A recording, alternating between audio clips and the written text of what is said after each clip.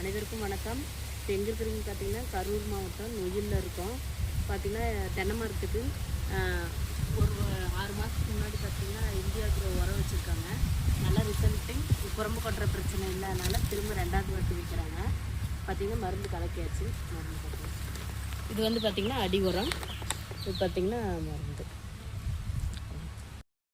வந்து குரம்பை கீழே கொட்டிகிட்டே இருக்குது, காய் பிடிக்கல பாலையில் அப்படின்னு சொல்லியிருந்தாங்க.